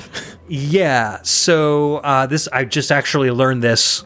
He basically owns a composition company called AriTunes, and so he's got a bunch of his previous works on there, and like Angry Birds was front and center. I was like, wait, is this the same dude? Like, this is a super chuggy, like I almost, when we were talking about it before, I was like almost like how a gent song might start and then never actually roll into the actual tune, but it's got dun-dun-dun going for it. Very atmospheric.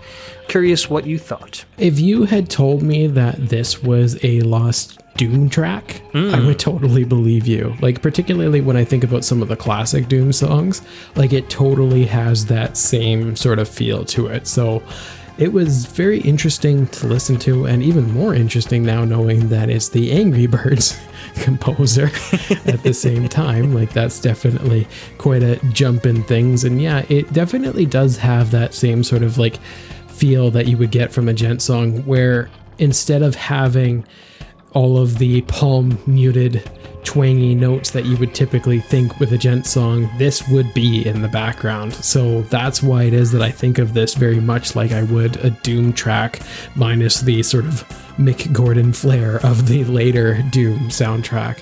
It's really cool, and I think it's kind of interesting where it is inside of the game as well, because it's something that it really builds up and takes a bit of time to be able to get into to let you know what the track is all about. So the fact that it's something that you have right off the start in the menu is kind of surprising to me, but listening to it, it's like, my goodness, this is good. I kind of wish that I got to listen to it a little bit more, because when you start the game, you kind of just jump right into it. So I didn't realize that there was a little bit more depth and complexity to this track. Yeah. The menu had a little bit to explore in it too. So they had this thing going on, at least in the first iteration of the game. I'm not sure about the Apocalypse Edition, but they would kind of treat the game as like a global infection. And they would take data from all the people around the world playing the game on PS3 and aggregate all of the data for the game on this particular corner of the menu screen, and it would show like a big red globe, and it would have like this red infection kind of spreading around the globe, and it would show where in the world the most people were playing it. It would have like a total number of zombies killed in the game. The number would keep going up and up as more players played and defeated more zombies. So it would have all this really cool information, and I think they had goals too. So once like worldwide players killed 2 million zombies or whatever, they would unlock like a reward for the players, like wallpaper or whatever that they could download.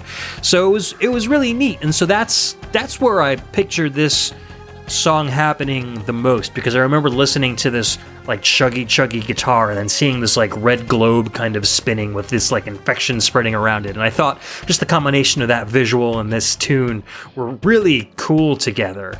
So this game did a lot of really cool things that a lot of other people weren't doing at the time, as far as like creating a worldwide community around the title.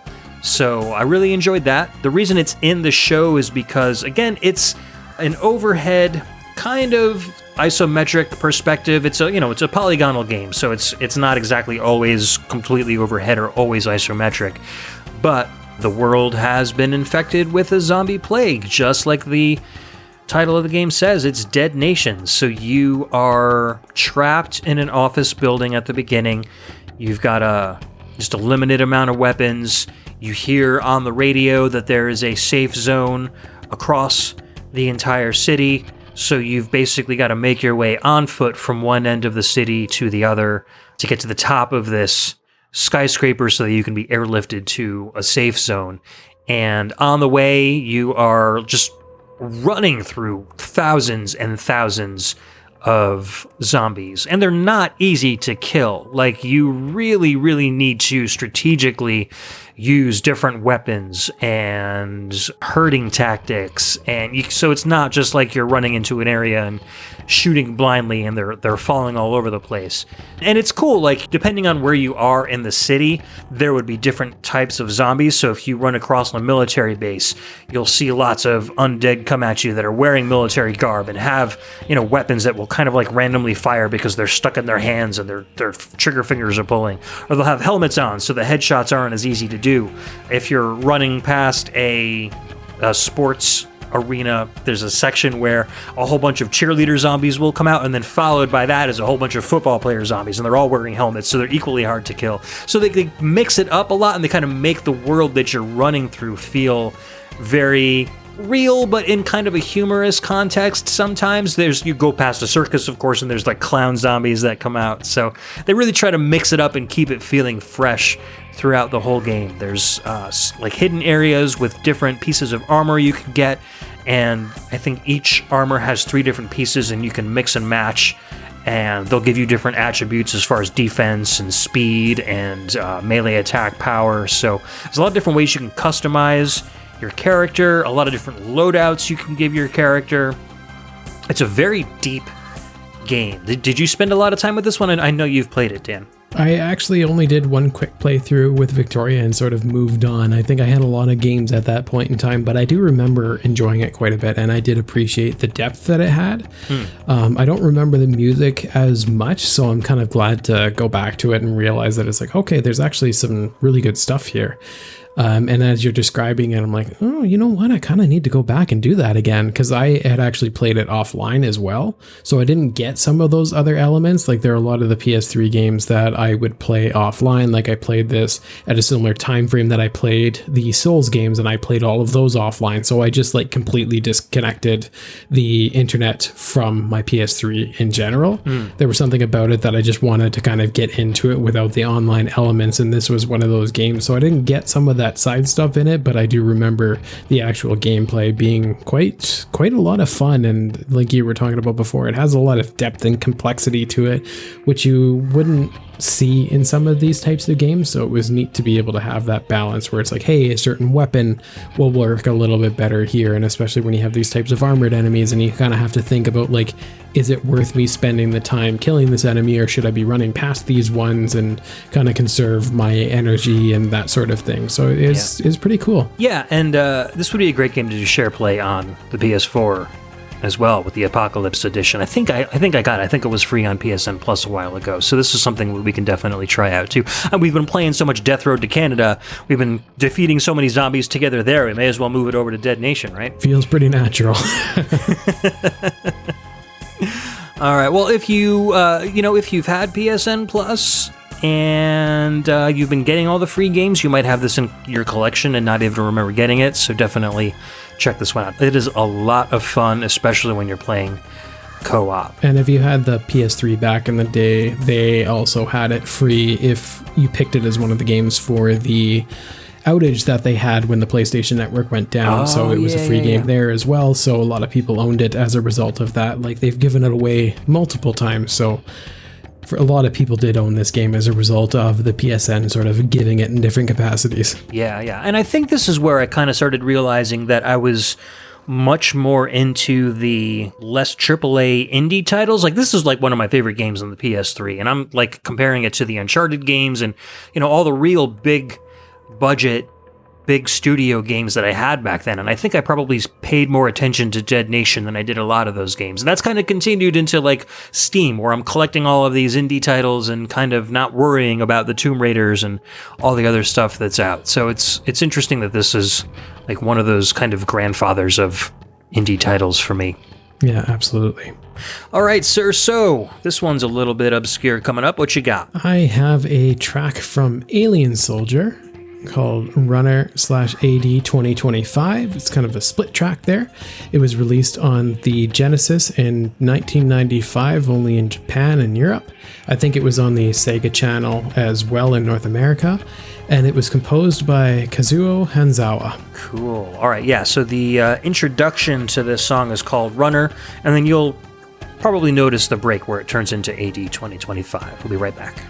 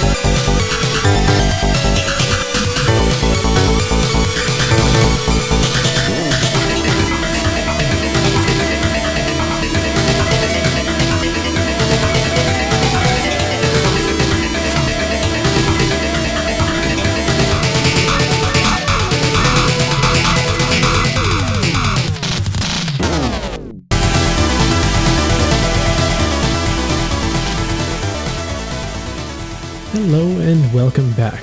That was Runner/AD 2025 from Alien Soldier, released on the Genesis in 1995, composed by Kazuo Hanzawa. So I hope you can unclutch your fingers from your chair and kind of ease up a little bit from the intensity that we just experienced, because my goodness was that a banger of a track. And I wanted to toss this one in here because it feels very much like the run and gun quintessential experience for the franticness that you would expect from run and gun games. And this was actually a game that I had no idea about and didn't really consider much until one of the listeners and our friend Utopia Nemo brought up and challenged me to do a blind play of it. And my goodness, I got instantly hooked on this. And when you have a track like this opening things up, like, how could you not be drawn in?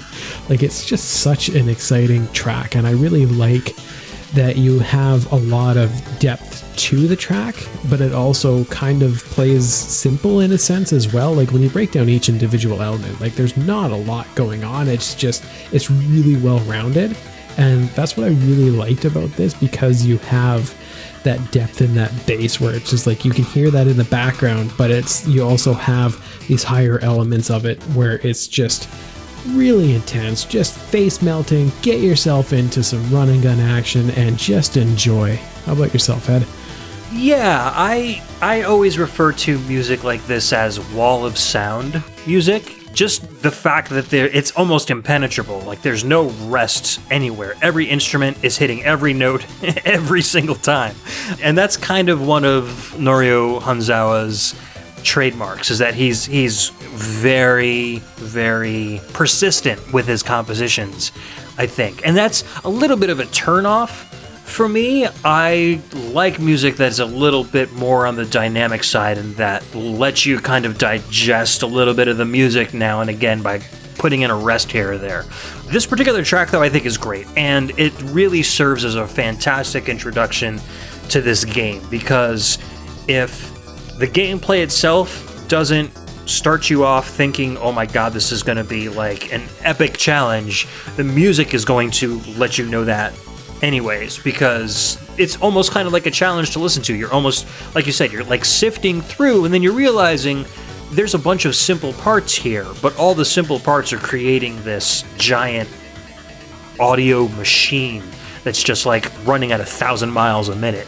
and creating this kind of soundscape for this really kind of weird futuristic world that you're just dropped into as enemies are just pouring in from all over the place. So it's very cool. There is 2 different tracks in this song. There's Runner and then AD 2025. So you get that really kind of fast-paced, frenetic introduction with Runner, and then that kind of glitches out a little bit, and you get that long kind of split, and that's when AD 2025 starts, and then you get the rest of the song there. So it's very cool, very good use of FM. Very traditional kind of Norio Hanzawa piece, but very memorable, as a lot of people that play this game might not ever get past the first level. So this is probably all you'll hear from the game. Did you ever end up beating this one? Yes, I actually did. Congratulations. Only had done it in a few sessions, actually. I think it took me a total of about 2 hours to actually beat this game, which I was quite proud of, because this is a wall in terms of just the intensity of it, and I feel like the music really fits that. So when you said that this is just a wall of music and it's just intense and it doesn't let up, the gameplay is very much the same way, because this is a boss rush game, and it's such an unusual concept and very innovative for the time. Like, this is something that's been explored in later games, but this was totally unusual for the time. I think Treasure kind of played around with a lot of these types of elements and pushed boundaries in certain respects. Like, you saw some of that with Gunstar Heroes, for example, when they developed that. And they just took it to a whole nother level here. And this is a difficult one. And I know that that's something that comes up quite a bit in terms of it being a quality title or not for some people, because some people just say it's just too much, which I can certainly appreciate, because you have to balance a lot. The controls are all over the place in terms of what it is that you have to do all of the time. You have to learn the boss patterns. You really have to learn what's effective and not effective, because there are some weapons that outright won't damage bosses, and you have limits to the ammo. Like, there is a lot to consider. There's a lot at play. So if you're somebody who cannot do twitch reflexes or anything like that, this is not the game for you. And luckily for myself, this was totally where I was at home, and it was a really interesting challenge. And I thought it was a lot of fun to be able to go through, and really funny as a blind play, because I didn't really pay attention to the controls or anything, and there's a lot of complexity to how it is that you play in terms of like the hovering deflections and stuff like that. And I remember getting at the end of the game, and I hadn't used the deflection at all. And people were talking in the chat about how it's like, oh yeah, you can get health and you can do these deflects and everything like that. And I'm like, no, nuts to that. I'm just going to hammer down on these bosses, get it done quickly, and just move on to the next one. And then the final boss actually has you having to deflect. Like, you can't damage it with regular weapons, other than a little tiny pea shooter. So unless you want to be there for 3 hours shooting it with a pea shooter, like, you have to learn the techniques of the game. And I had just kept failing over and over. I'm like, what the heck is going on? And then there was this person who jumped into the chat that, like, their username was something goofy with, like, I slept with your mom or something like that, where I was like, what? Is this person just going to troll me? And then all of a sudden he's just like, oh yeah, can I backseat a little bit? And I'm like, yeah, sure. And then he's like, oh yeah, you have to do this, this, and this. And then it was like, oh, hello. Okay, thank you. There you go. Kind of confused by your name, but I appreciate your help. Because it was getting to the point where I'm like, yeah, I'm not quite sure if I want to finish this. And then knowing that I was the last boss, I was especially like, okay, I can't get to this point and not continue. That's awesome. It's a really, really cool game. The music is definitely a big draw. It looks beautiful. And it's kind of an interesting concept to run around as a space eagle, shooting random whatever, dancing wolves and robots and all sorts of fun stuff. So it's a really eclectic, goofy game that kind of doesn't take itself too seriously, but also has intense moments. I really enjoyed my time with this one. How did you enjoy the first level? I got frustrated by it for sure.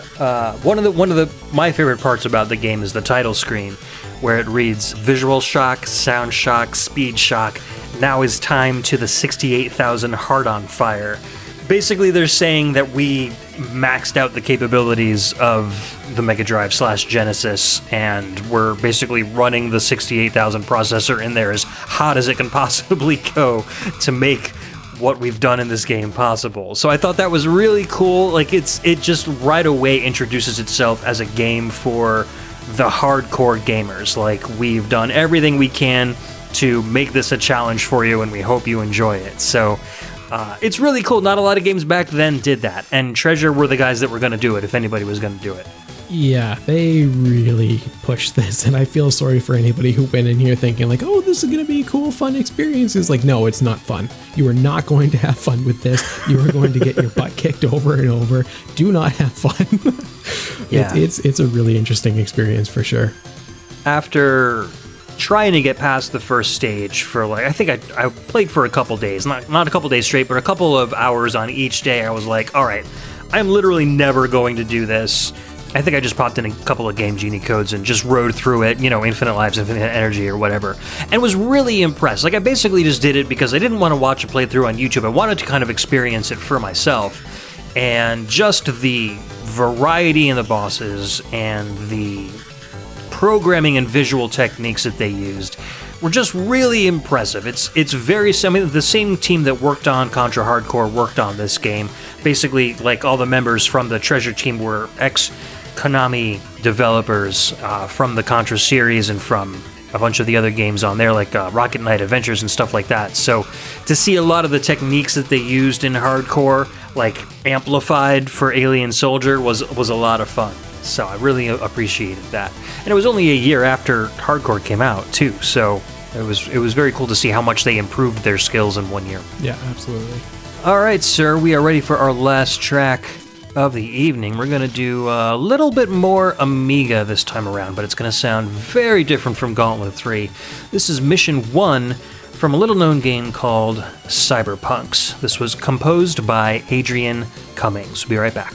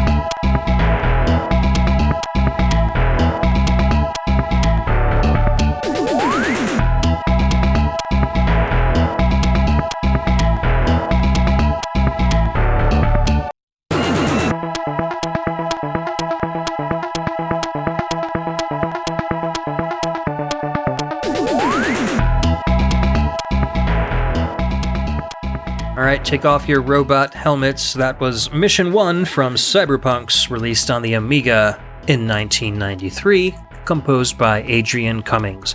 Adrian Cummings was also the head programmer, and I think he did all the art for the game as well. So I think there was only a team of 2 or 3 people that worked on this particular title. I really like this track. It was kind of a cool find. It's a game that I did not know anything about before I started doing research for this show. Very kind of futuristic and techno-y. It's that B section that I really like, where it just gets kind of grindy and industrial.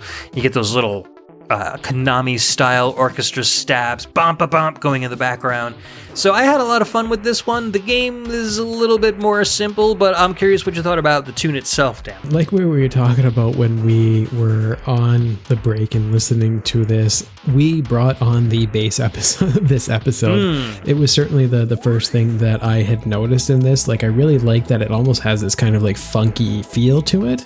I thought it was a really cool thing to just keep going as a progression throughout the episode, and then you had the other things plopped on top to be able to kind of pull you in different directions. But then when the bass stopped and then you had those notes that you were kind of excited about, it was a really cool way of going about things. And considering how little I know about the Amiga, I'm kind of a little bit more drawn into this because I think that some of the tones that they were able to pull out with this, like, they're really cool. I really like some of the samples that they had. Like, I think that there's some really good instrumentation here, and there's a lot more depth than I would have expected from anything in this era. So this was really cool to be able to listen to. Yeah, I agree. And the fact that it's only like a 4-channel sound chip makes it even cooler, because it feels like you can tell that they're doing the best they can with a very limited amount of resources. And electronic dance music, I think, is most suited for the Amiga because you can get kind of very rich textured synths, and you don't need to have a whole lot of channels blowing out at once. I thought the Tim Follin track was a very good kind of juxtaposition to this, because it just kind of shows you how versatile you can be with the sound chip in the Amiga with a limited amount of channels, but you really have to be a talented person like Tim Follin to be able to pull something like that off. The game itself it's interesting. It's an overhead game. It's kind of played like a more simple version of Doom, but from a 2D overhead perspective. You're dropped onto the moon and you have to fight aliens, and it's basically like one of those generic the planet's been taken over by monsters or aliens, and you have to just basically shoot them all and save the day or the planet or whatever. In a run and gun game? No way. No. Impossible. But there are different rooms that you can see into, but you can't get into unless you have a key of a certain color. So you have to go find that key. And then, once you get that key, you get into that door, and that door opens up several other hallways, and then you find a different colored key in there, and then you backtrack, and, you go on to the next. So it's a very, like I said, Doom-style gameplay. The cool thing is that you have a team of 3 people, and the art is really interesting. It's almost like, I want to say, like Sunday Funnies comic strip art. Like, the guys' heads are very round with very big eyes, and they look basically almost like John Arbuckle from the Garfield comic strips, but like as teenagers, wearing these really kind of complex and well-drawn, like cyber, like Master Chief Halo suits. It's a really interesting combination of artwork. You gotta see it to believe it. But these 3 guys run around in very kind of like RPG fashion. So you control the guy at the beginning, the other 2 follow behind. And the neat thing is that they act kind of like options would in a shmup. So you can, curve around and line them up and then shoot in one direction, and you'll have a line of 3 shots. Or you can park them both behind you and then shoot forward, and you'll have a more narrow beam, but you'll have 3 shots all in that one narrow kind of frame. So you can kind of play with how you line up your guys to shoot. You don't individually control the other 2 as far as I can tell. So it's really just they're kind of following behind you just for extra firepower. And that's about it. I mean, the game's pretty simple. I think there's 4 levels. You run through each of them, grab the different keys, fight a fairly simple and not very well animated boss at the end of each of them, and you move on, and pretty soon you're done. I played the first couple levels. I thought it was fun, but it didn't really hold my attention too well. I just really liked this track, and I was kind of impressed that the guy who developed and programmed the whole game was also the guy that wrote the music for it. So he seemed to have a bit of a talent. I don't really recognize his name, so I'm not sure what else he worked on after this, but Cyberpunks is cool. At least for the artwork, it's worth just kind of checking out on YouTube just to see what it looks like, because it's got a very unique art style. Yeah, I've taken a look. I really like the aesthetic of it. It's pretty impressive what they did. I really like what they did in terms of the color palette and the sprites and everything like that. It looks really interesting. Yeah, it's nice and big. It's easy to tell exactly what's going on, and they didn't try to over-design anything. They put in just enough detail so that it looks cool and moves fast and is kind of a good time waster for a little while anyway, just to check it out. So, sir, I think that is all of our music for the show. Really good combination of tunes here, and a really good combination of games too. I think we hit on just about every kind of run and gun subgenre that you can think of. I don't think anything could possibly be missing, especially considering that we even did some genre bending in there. Yeah, for sure. Listeners, I'm curious what you think as far as, like, especially Mega Man 5 and Gauntlet 3, like your thoughts on whether or not they belong in a run and gun show. Obviously, Dan and I have put forth our arguments as to why they should be, but if you feel otherwise, let us know.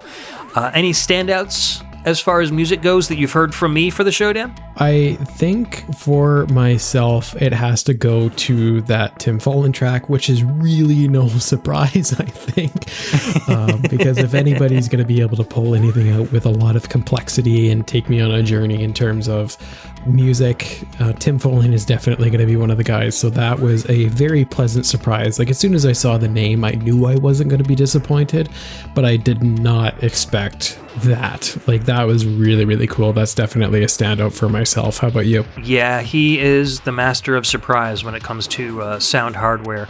I was already familiar with just about everything that you picked. Blazing Chrome probably less so, because when we did the share play and we played through the game, we're talking to each other the whole time, and the audio for the game was kind of low, so I didn't really get to hear a lot of the music individually. So that was probably the song that I was least familiar with from your picks, and like as I said right after we listened to it, I really like that one. I especially like when songs kind of slow down and let you really kind of soak in all of the atmosphere that they're providing. And I know a lot of the other songs on the soundtrack are a bit faster and more frenetic, but that one really, really resonated with me. So I'm going to have to go back and pay more attention to some of the boss themes from Blazing Chrome and see if they give me the same kind of feel. Yeah, definitely. It's definitely a great listen. I highly recommend it. So we talked a little bit about Twitch streaming and your speedrunning at the beginning of the show, but I think that the reason you're doing the Mega Man speedruns is because of a suggestion from one of our previous VG ambassadors, right? Yeah, absolutely. Bedroth and I had talked at one point, and I have no idea how it wound up coming up, where he was talking about doing a Mega Man game per month and talking about playing the classic series and re-experiencing some of them and possibly experiencing some new things. And just as the discussion wound up going, it turned into he beats one game per month and just enjoys it and has fun and takes as long as he takes. And then, because I am as weird as I am about this kind of stuff, it turned into, okay, I should learn a speed run of each classic game every single month, which is just a ridiculous thing to do for such a complex game that's highly competitive. But I'm like, let's do this. And it's been rather remarkable, and I feel quite proud of how far I've been able to push some of these games in a very small amount of time while still working and raising a kid and doing all of that sort of stuff. So the fact that I've been able to balance that and still feel kind of competitive in the Mega Man realm has been quite a bit of fun. So it was an interesting challenge that I certainly didn't expect, and I wasn't sure if I was actually going to continue with it, because my goodness, is it exhausting. But it's an addicting thing, speedrunning. Like, I kind of had done it casually over the years and didn't really think of it like yourself when you were talking about playing Contra. You don't really think of it as like, I'm speedrunning right now. You're just playing the game. But yeah, once I started with hardcore in December and started to realize that it's like, I'm hooked on playing this game over and over. And then once I started seeing that my times were sort of similar to what the higher records are, I was like, okay, let's just do this. And then when I got my first world record in the game, it was like, oh, hello. And then it just sort of kept going from there. And the Mega Man series has been a nice little change of pace from a traditional sort of run and gun experience, and particularly in terms of the way that they flow, because like we were talking about before, playing Mega Man, like the way that you play them when you're speed running, like it's very relentless and it's very different from a casual playthrough. So the games get incredibly technical. So I've been running it under the name of the Phantomire, which, another shout out back to Cam. He had actually come up with that name, and I ran with it because Super Metroid is one of my favorite games of all time. So it was really cool to be able to draw inspiration from a title that means so much to me. And it was like one of my go-to games growing up, and sort of the first game that I experienced where I felt like gaming was more than just playing video games. Like you could actually get an emotional experience out of playing a game. And so I always go back to that one and just get really excited and nostalgic, and my heart kind of melts in a sense. So it was really cool of him to be able to come up with that, and it's been really nice being able to push these things, because the speedrunning community has really embraced me with open arms and has been really supportive. And I know that you've come in there, and a lot of the VG Embassy peeps have come in there as well, and I'm so excited to call you all my friends and be able to get into this. It's just been a really cool experience, and a very stark contrast to doing a parenting podcast with my wife. Yeah, it's been a lot of fun watching you at the beginning of the month, just kind of learning a game, getting through slowly, playing it more like I might play a game, and then, coming back in like 2 weeks and seeing you like, blasting through these levels like you've been playing it all your life. So it's really cool. It's a absolutely noticeable improvement almost every single playthrough. So it's really cool just watching you learn how to play a game and then being able to replicate those lessons that you've been learning over and over again. So, and then speaking of the Village Persons podcast, where can we find that on the internet? That one is a rather simple one to find. I have a website set up called the villagepersonspodcast.com. There it has all the links to the different podcast apps and our social medias, like we're on Facebook and Instagram and that sort of stuff. And then there's also the podcast itself. So basically wherever it is that you need to listen to it, it's there. And Ed has actually been helping quite a bit on the show. He has been editing the episodes. So it's been very wonderful to be able to connect with you in that capacity and be able to just make the show sound that much better. I'm very proud of what we've been able to produce, and it's been a very exciting journey. I didn't expect that I would be bonding that much with both my wife and also just people in this community and other communities in general, where it's exciting to be able to unite on something that a lot of people experience and a lot of people struggle with, because parenting is a very challenging thing. So I like to be able to have a space where it's no judgment. Let's just try and do the best that we can and learn from one another. Yeah, absolutely. It's kind of a refreshing breath to be able to talk about real life experiences rather than, like, for instance, which Mega Man is the best Mega Man all the time. I love talking about video games, but it's always nice to see another facet of somebody that you consider a friend. And when you can share parenting advice or get parenting advice or just compare experiences with having a toddler running around the house, it makes you even closer to people that you already consider friends. So that's one of the great benefits of Village Persons. So I hope you guys continue with that show for a while. Yeah, it seems like we're going to be doing it for the foreseeable future. Sounds good. All right, so wrapping up, I'd like to thank Indira J for the art and Trevin Hughes, aka Dread, for the podcast theme song. You can find the VG Embassy on iTunes, Google Play Music, Spotify, Stitcher, anywhere where great podcasts can be downloaded. You can find us on Facebook at facebook.com/group/the VG Embassy, or on Twitter at the VG Embassy, and on Patreon at patreon.com/the VG Embassy. You can also hit up our Discord by going to thevgembassy.com and clicking on the Discord widget on the side of the page. Speaking of Patreon, I'd like to thank all of our Patreon patrons, without which this show would probably still sound like a echoey mess.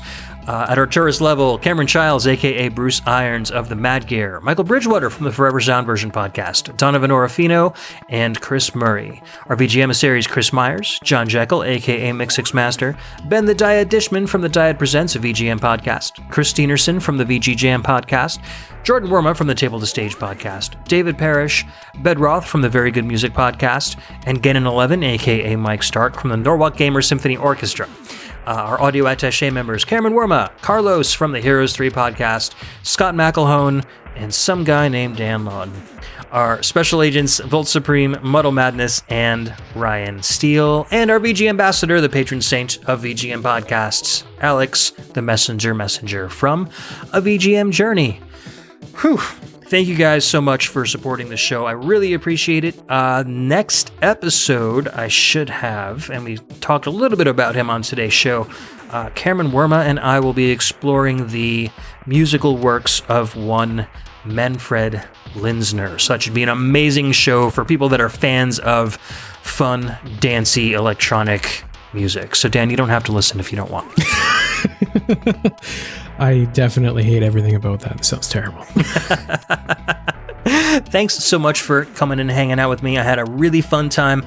I'm sure we'll have you back on very soon. I hope to be on again. It's always a pleasure. And especially when I'm not breaking the show this time. Yeah, no weird time jumps on this one. But we've been talking about maybe doing a hack and slash episode, so maybe we'll put something together for that and do it in a couple months. All right, so we'll be back in 2 weeks with another awesome episode of the VG Embassy. Take care, everyone.